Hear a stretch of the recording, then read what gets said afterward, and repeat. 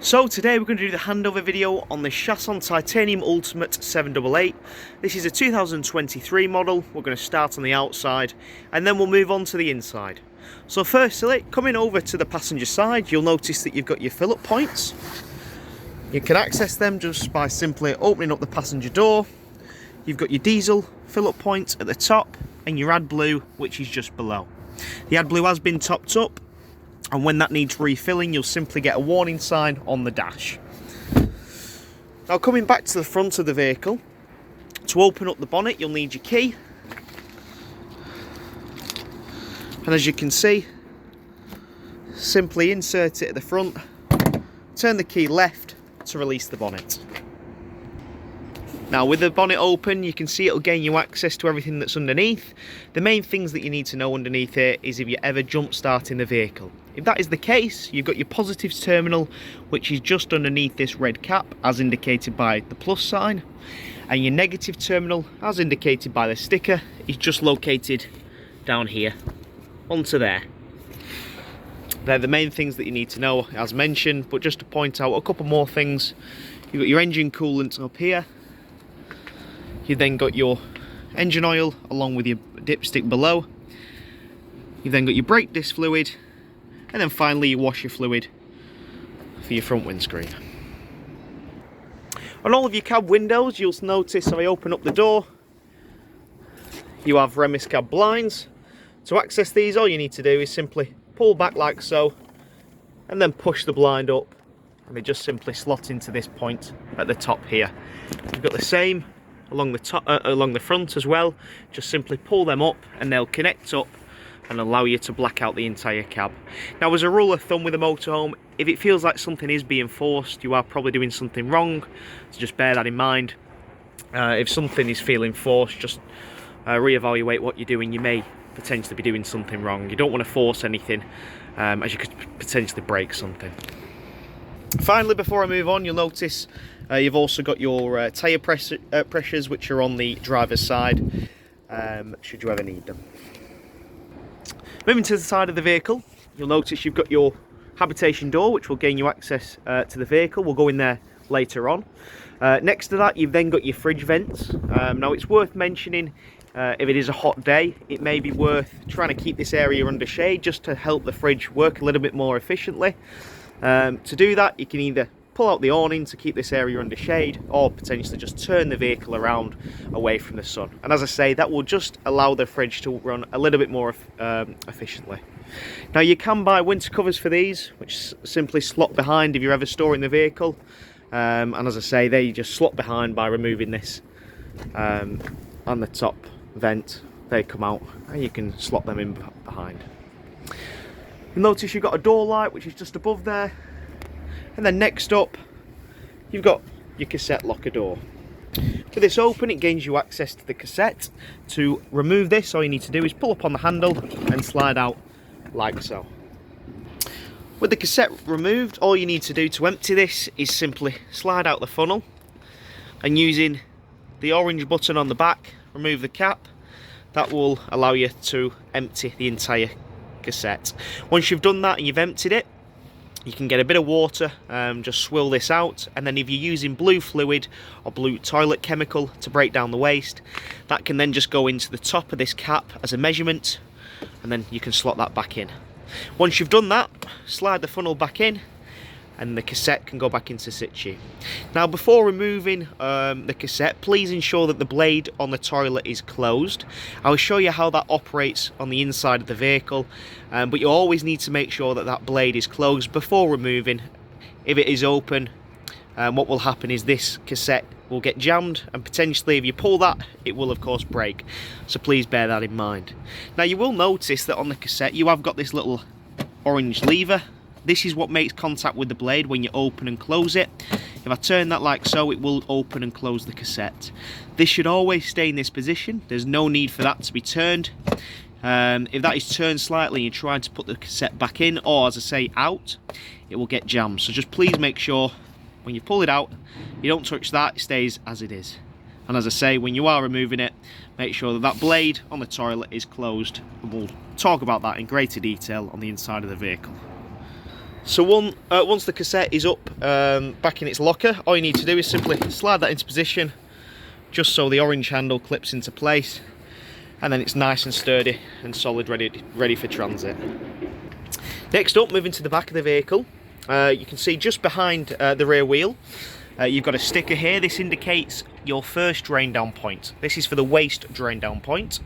You've got 3 main drain down points in the vehicle. You've got your wastewater, which is here. You've got your fresh water, which is on the other side of the vehicle. And then you've got your boiler drain down point, which is actually located on the inside of the vehicle. Now, as I say, your wastewater, as indicated by the sticker, is just below here. Can you see that black handle there? All you'll need to do is simply pull that towards you, pull that, and that will empty the wastewater tank. Now, with your water tanks on site, you'll have a big grid that you can drive over. Simply open all of your drain down points, and that will allow you to empty the entire contents out into that grid. Once the majority of the water is drained down, what I personally recommend is leaving all your tanks open, because as you're travelling home, that residual water will make its way out of the tanks. One thing to bear in mind is if you are using the vehicle, your fresh water and your boiler don't run the risk of freezing. As I say, if you're using the vehicle, as they are located on the inside of the vehicle, they won't freeze. However, your wastewater is underslung, so that does run the risk of freezing when you are using the vehicle. So what I personally recommend is using a bucket and sticking the bucket underneath and leaving that wastewater tank open. This really applies to the colder months, and that will allow any water that goes down the plug hole into the wastewater tank to be discharged straight out of the pipe, to run no risk of freezing. Next up, you can see you've got your gas. So this has got an external gas point on it. You'll just need a little bayonet fitting along with some Jubilee clip with some piping which can connect to your barbecue, and that will just connect into there. Of course, you'll need gas in the vehicle for that to operate, and you'll need to feed that through. That's where it can be done for. And then you'll also notice you've got access to your garage door. With the garage door open, you can see it gains you access to your garage. It's a really good space, fully heated and insulated as well. You've got a socket which is just there, along with a 12-volt point. And as you can see, you have got tie-down points in the garage. You have also got another access door through the back there, should you need to access anything directly from the back. You can see in this box, you've actually got your awning pole. Now what I'll do is I will send you a separate video showing you how the awning operates. As you can appreciate, I can't really do it here with where the vehicle is, and also with me only really having one hand. So I'll send you a separate video showing you how the awning operates. It's dead easy, dead simple, but just one point to sort of stress on the awning is if it is a windy day, please ensure that that awning is taken back in. You don't want to be using the awning on a windy day. You can see it's quite windy today, so in that, for an example, I'd personally recommend putting it away. The same thing goes for at night. Put the awning away, as you don't know whether you're going to get a gust of wind during the night, because if you do get a bit of wind, as you can appreciate, this is like having a huge sail on the side of your vehicle. So if you do get a bit of wind underneath it, it will pull the awning away, potentially damaging your van and others. So just bear that in mind. One final thing as well is if it is quite a rainy day and you've got the awning out, the awning will cope with that, so that's not a problem. But as you can appreciate, it will need to be dried out at some points, because you don't want that leading to mould. So you will need to dry that out at some point by simply winding it out. And as I say, to use the awning, I'll send you a separate video showing you how to operate it. Along the back, as we mentioned, you've got another access point into your rear garage. You've also got a cross member up at the top if you ever wanted a bike rack fitted, and your reversing camera on this model is just located where the reg plate is, just down here. Next up, as you can see, you've got your gas locker. So So I've just opened that up for you. At the moment we've got all your packs in here and everything ready to go. But if you've got a gas bottle, that will just simply slot into there. Now you'll need something called a pigtail that will connect your gas regulator to your gas bottle itself. Your regulator that I make mention to is this piece of metal here. As you can see, it's got a nozzle on the end where your pigtail connects to, and that pigtail can then connect into your gas bottle, which using the straps you can tighten and secure, so then it's ready for transit. One thing on the gas, please ensure that that gas is closed at the bottle when travelling, and then when you're stationary and you're using the vehicle, you can then turn the gas on.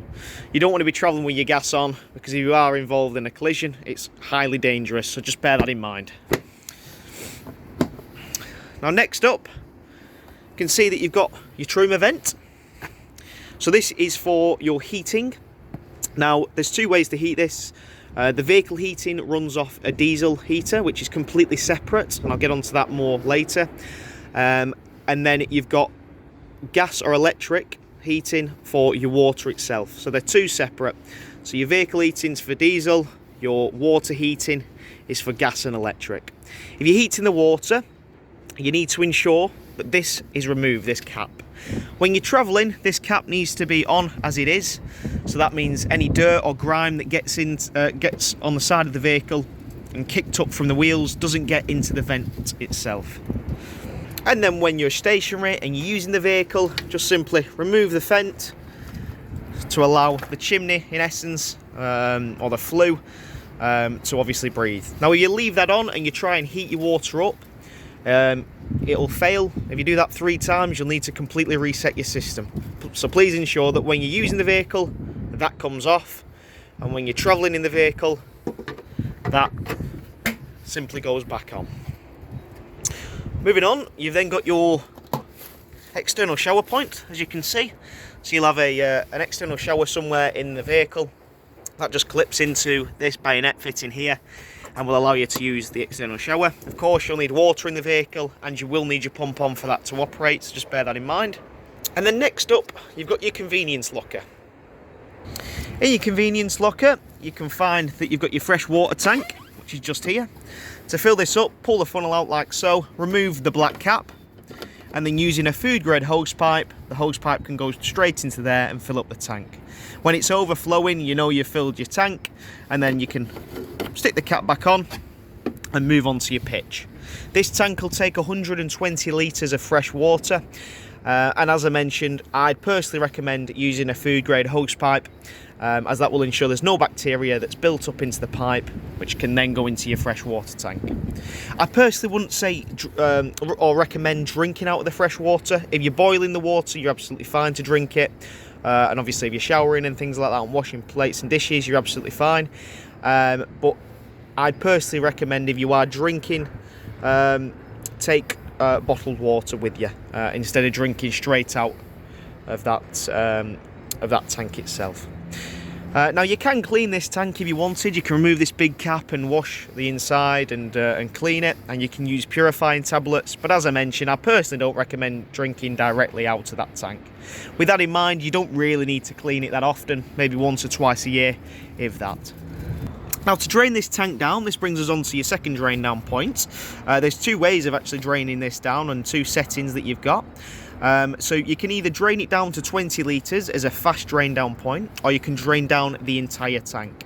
Now the reason that you'd want to drain it down to 20 litres is, say for example, you're travelling with water and you're moving to your next site and you want to keep a bit of water in there. This will allow you to drain down the entire thing to 20 litres. The manufacturer recommend, if you are travelling with water, you travel with 20 litres of water at a maximum, as you don't want to be travelling with a full tank due to payload and weight distribution. Now, to drain that down, all you need to do, flick that up like so, this little toggle, and then go on the inside of the vehicle and turn your pump on, which I'll show you how to do later, and that will allow you to drain the entire tank down to 20 litres. Now, if you're wanting to drain the entire tank down, as you can see, another sticker is just located below. There is a water bung underneath which you need to remove, and that will allow you to drain down the entire tank. So directly underneath the drain down point, you can see that you've got your drain down itself, which is on this white bung here. All you'll need to do is to simply turn that, which I'll just get closer to you now. All you need to do is simply turn this valve like so, and as you can see, the water drains out. So close that, turn the valve, and then you're good to go. Now, as I mentioned, you'll have a big drain down point on the site itself, so you can simply turn that and drain down the majority of the water, and then as you're travelling, simply leave that open, because all that residual water will make its way out. Underneath, you'll also notice there's two pipes. There's also one right back there. It's a little bit difficult to see on the video, so apologies for that. Don't worry about these having nothing on. One is for a breather pipe, which is this one, and the other one down there is linked to that drain down point for your 20 litres. So don't worry. They're the reasons why they've not got any caps on. But if you're draining down the entire tank, it is just this white valve here. Now, coming back up to the convenience locker and moving on from the freshwater tank, in this side you've got where all your electrics are. So you've got your fuse box, so if the vehicle ever trips you can change your fuses. I personally recommend taking a handful of fuses with you. You can just get them from Halfords, they're just a generic fuse. Take them with you, because if anything trips on the vehicle you can simply replace them. On the other side you've then got your trip box, otherwise known as your RCD breaker. So if the vehicle ever trips, you can simply come to this point here, and that is all stored in your convenience locker on the side. Finally, on the outside of the vehicle you've got your 230 volt mains hookup point. This will allow you to hook up on site and supply the vehicle with a 230 volt mains connection. Okie dokie, so that concludes the outside. As you can see, we've just come on onto the inside now, and as you walk through your habitation door, you're greeted with your control panel up here, along with your control panel for your heating your Webasto heating itself. So firstly, the control panel, you've got this main 12 volt switch. Pull that to turn it off, and then click on to turn on. And as I say, that will activate all your 12 volt. Before I move on from this, please ensure for your solar panel to operate that this is turned on at all times. You don't have to turn your lights on, you can keep them off. But when you are if you are wanting the solar panel to feed the leisure battery, this must be on. The way that it's wired is this must be on for it to feed. Now, next to that, if you want your lights on, you've got your main light button there. You can see that'll turn your lights on in the vehicle. Next to that, you've then got your pump button. Click that on to activate the pump. I'll come back to that in a minute. And you've then got a little light switch button, another one which shows a light on the side. And that is simply for your door light on the outside, as I pointed out earlier in the video. Beneath, you've then got your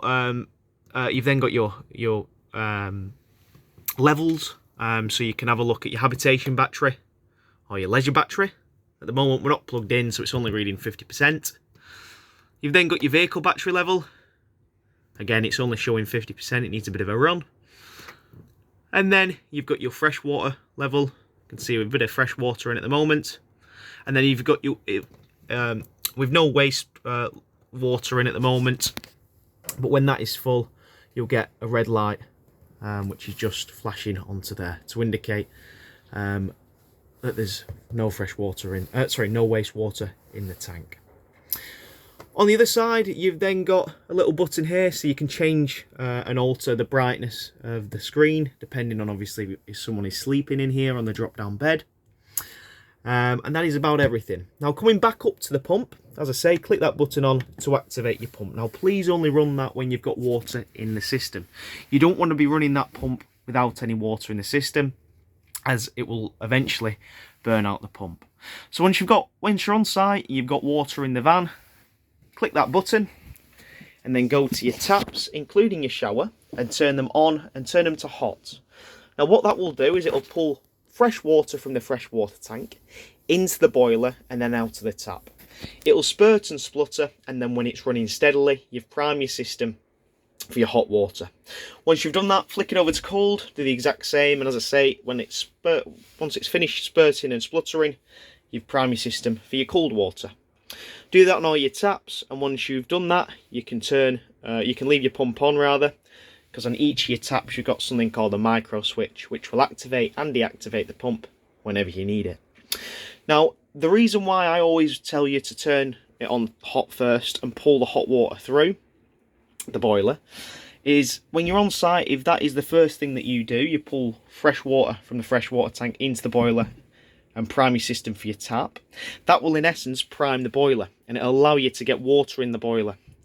That will then allow you to turn your heating on, which I'll show you how to do later.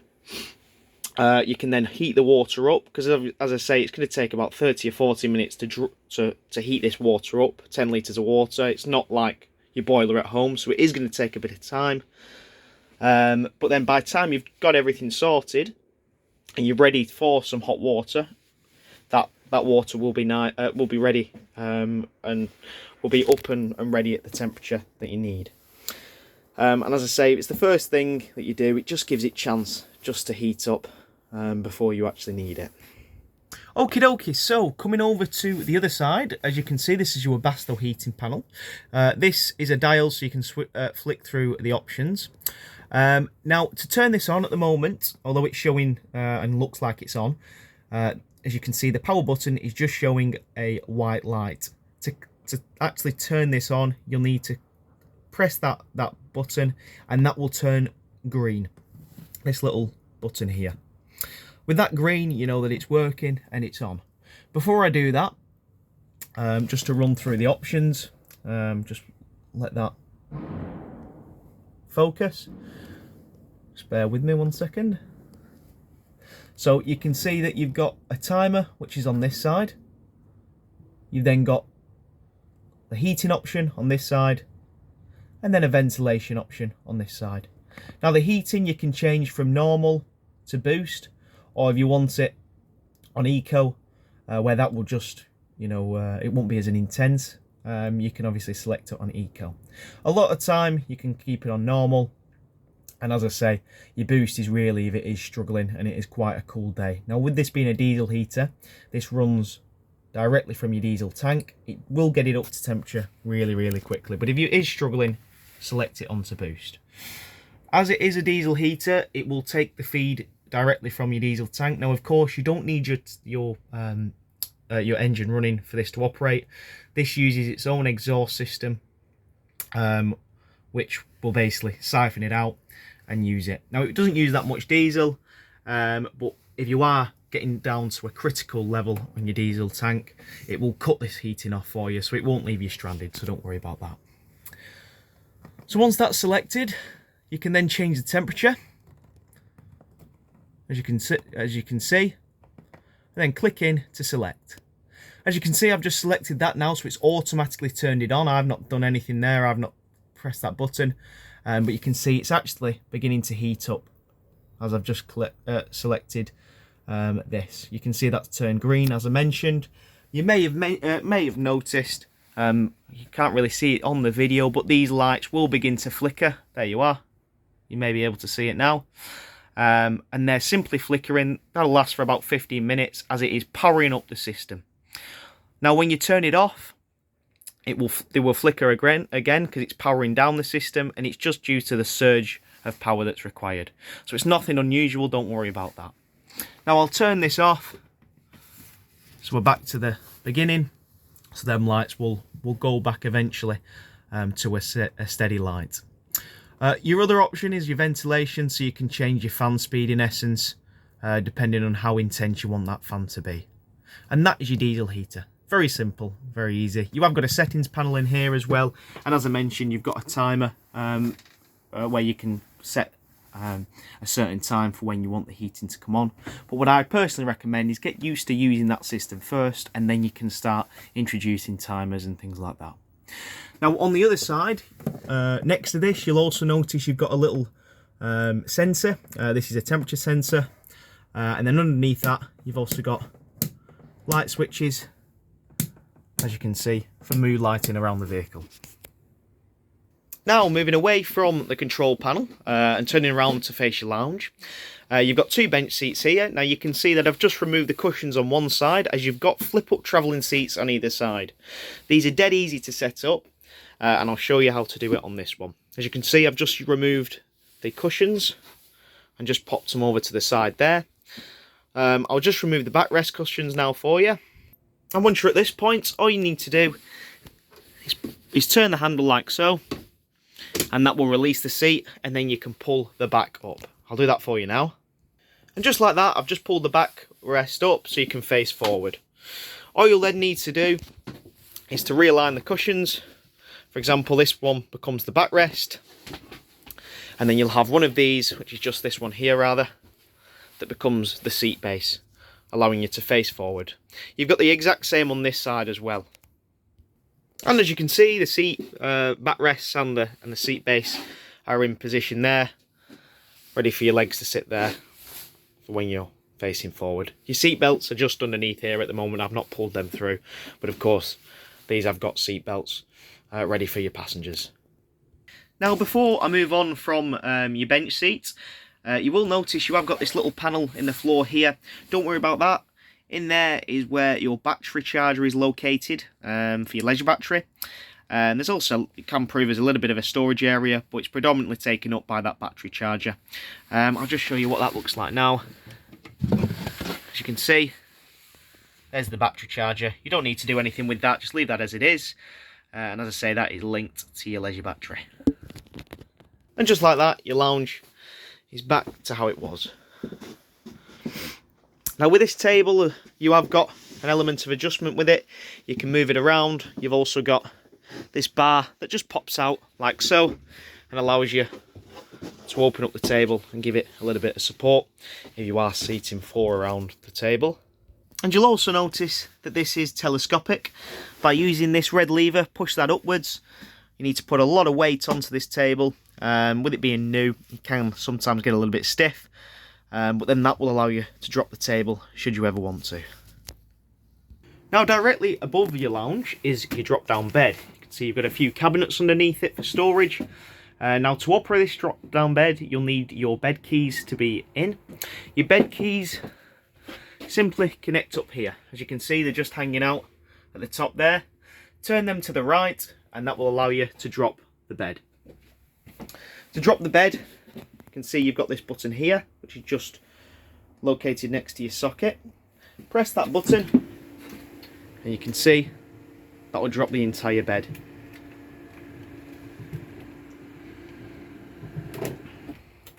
Just like so. Now with these beds, you can leave all your bedding on, just with your pillows. I recommend sticking them at the front. And just be mindful about the size or the thickness of the quilt that you are using. You want enough space up here just to allow it to breathe. If it is pressed right up at the top, you'll blow a fuse, so just bear that in mind. Now for your drop down bed, you do actually have a manual override system should you ever need it. This is obviously electric.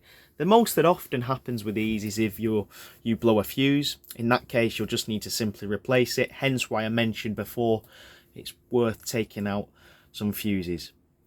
But your override switch is just located in here. All you'll need to do is remove that plastic panel. You'll then have an override bar, which will then slot into there, and you can then wind the bed up or down, and that is your manual override should you ever need it. It's really a last resort, but it's always nice to know that you've got that option of getting it up or down depending on when you need to. So moving on from the bed and back into your kitchen area, you can see that you've got your hob here with an electric ring and 2 gas, your oven and grill, which is just below that, and then of course your sink, which we've already touched base on. You've got a really good bit of storage as well up here, along with another one of those lights, which are for your fairy lights around the bottom of the vehicle. Here you've got a socket along with your 12 volt points for charging your phone, and you've got your cutlery drawer along with some storage, and this metal attachment here is if you're wanting to use it for a bin, you can put a plastic bag around there and use that should you need to. So directly opposite the kitchen, you can see that you've got your fridge. So this is a Thetford fridge. It's a 3-way system, and what that means is there's 3 ways to power it. So you can either run it off electric, gas, or your 12 volt leisure battery. Now If you are on site, you'll of course run it off your electric. If you are wild camping, you'll run it off your gas. And if you are travelling, you'll run it off your 12-volt leisure battery. Now, a lot of people think that they can run the fridge off the 12-volt leisure battery if they are stationary and the wild camping in essence. However, that's not the case. If it was, it would simply pull so much energy and power from the leisure battery, it would leave you with nothing. So with that in mind, it will only allow you to run the fridge off gas when you're stationary without the engine running. When the engine's running, you can run it off your leisure battery, because the way that this operates is this vehicle has got a built-in alternator which will send power from the vehicle battery through the alternator into your leisure battery, which will then allow you to power the fridge. So when you're wild camping, leave it on gas. When you're hooked up, stick it on 230 volt, and when you're travelling, run it off 12 volt electric. So it's dead simple. To turn this on, all you got to do is simply hold the button like so, and then using the touchscreen you can flick through the options. I recommend leaving it on auto, as that will automatically assign whichever fuel you've got. You've then got this temperature gauge here, so you can change the temperature of the fridge should you need to. To turn this off, hold, and that will turn the fridge off. In the fridge, you've got your freezer up at the top and your fridge below. This fridge does a very, very good job at maintaining the temperature. It struggles at times at getting it down to temperature, especially in the hotter months. As you can appreciate, it isn't as powerful as your fridge at home.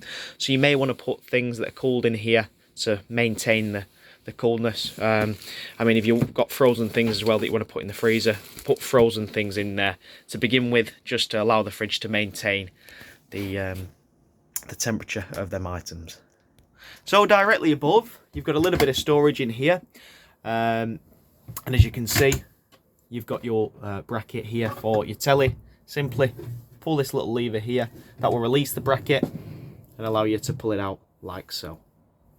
Push it back in and make sure it's locked in securely for when you're using it, or for when you're travelling rather. If you've got an aerial fitted to the vehicle or motorhome Wi-Fi, we typically fit that in here, and that aerial will drop down. Now, just one thing on your aerials and also your windows, I'll come to your windows later, but especially your skylights, please ensure that they are closed and that the aerial is down. You don't want to be travelling with any of that up or open, because you could potentially hit something. I recommend creating a bit of a checklist before you're travelling off, just to ensure you've got everything before you set off. Okie dokie, so next up we're moving into the bathroom area. You can see that the shower is on this side. As I mentioned, we've spoken about priming your system for that. Just one thing to mention, you do get a duct board with this. Just be careful what you're putting on the duct board and what you're standing on in the shower, because you don't want to crack the shower base. So just be careful about what you're storing in here, and if you are using it for storage, as I mentioned, you don't want to crack that base. It is quite brittle, the plastic, so just bear that in mind. Now on the other side, you can see you've got this door that pulls across. It's really handy, allows you to divide the space up, and it also acts as your door for your toilet. Now, as I mentioned, we've spoken again about the your taps and everything. The main thing that you need to know in here is if you're using the toilet. Now, the blade that I kept on talking about on the outside of the vehicle is this piece of plastic here. Push it away from you, or towards you rather, pull it towards you to open it, push it away to close it. So when it's in use, push it across and allow all the waste to drop into the cassette. Once you've done that, click that blue button which will activate your flush, and that will allow you to flush the cassette. And once you've done that, close the blade. Now, you close the blade for two reasons. The main reason being is it stops the odours from escaping from the cassette, but two is it always gets you in the habit of having that closed, so when you come to remove the cassette, you don't end up running into that issue of it snapping or getting jammed.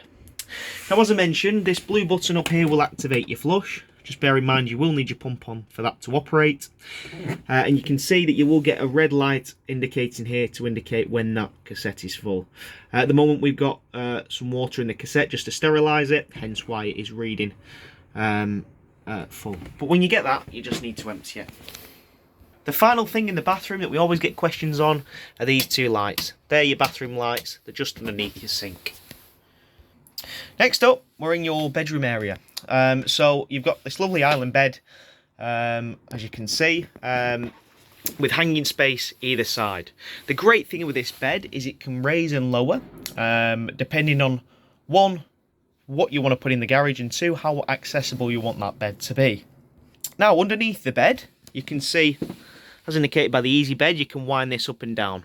Using this device here, this pulls off, and that just connects into there, and that will allow you to wind it up or down, depending on, as I say, the height you wish the garage to be at. It's a really good system, means it's really versatile and easy to use, again, depending on how you are wanting to use the bed and the garage below. Slot that back down like so, and then you're ready to go. Now, you can see I've just removed a piece of the floor here that gains you access to your boiler, so that's on the right hand side of the bed. You'll also notice you've another pull-out section here, which will give you access underneath there. Really good bit of storage in there for your shoes and things like that. Now, on the other side, as I say, I've just pulled this out just to show you where your boiler is located. This is a Truma boiler, as you can see, and this brings us on to your final drain down point. Now, I can appreciate this looks really complicated, but the only thing that you need to know is what this yellow valve does down here. Now, apologies, it's really hard to see on the video, so sorry about that, due to the lighting. Now, you can see that at the moment it's in the down position, which means that it's closed. There we are, that's slightly better. So yeah, as I say, in the down position it is closed, in the up position it is open. So when you are using the vehicle, this needs to be flicked back down. When you're not using the vehicle, up that goes to drain down the entire 10 litres of the boiler. Now, a lot of people, if they've stored the vehicle for a while, you will forget about this.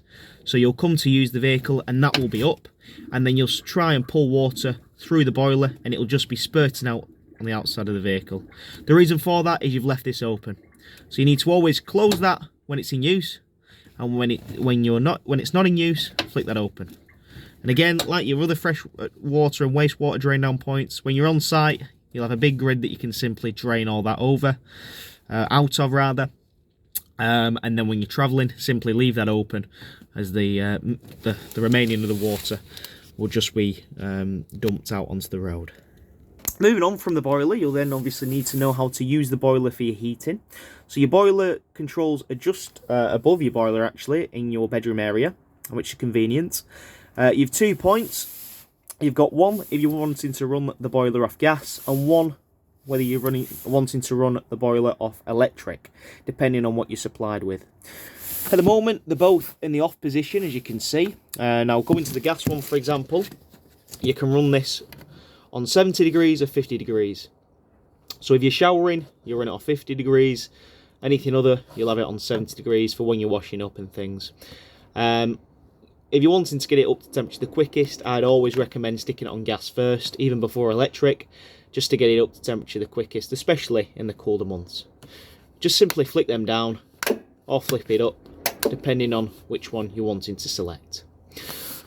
Beneath is the exact same, just slightly different. You can run this off 2 kilowatt electric or 3 kilowatt electric, flip it up or down, depending on which one you're wanting to select. And in the middle, it is off. As I mentioned, 2 kilowatt electric, most sites do supply you with. 3 kilowatt electric, only certain sites will supply you with on certain in certain places in the UK. Abroad, it'll be a little bit more difficult to find that, but that is just how you do that. And as I mentioned, when you are using the heating on the water, that is, make sure that cover on the outside of the vehicle is taken off to allow that vent to breathe, and then travelling, that can go back on. Now, finally, before we conclude today's handover video, you'll see that on all your windows, you've got little handles. All you need to do is simply press the press stud in, like so, and that will release the window. You can then push that out, like so, and allow it to open. These have got little ratchets in them. You may be able to hear them click, which will allow you to get them to stop into position. And if you want the window to release, send it all the way up, and then you can close it. Now, you can put these windows on venting, like so, and that will allow a little bit of an airflow to pull through. But as I mentioned earlier, please ensure that when you're travelling, these are closed all the way to, one, create a nice seal, but also to avoid any wind from getting underneath, which could pull the window out. Finally, you've got fly screens and blackout blinds on all of your windows around. Now that concludes the handover video on this Chausson Titanium Ultimate 788. I hope you enjoyed. Thank you for watching.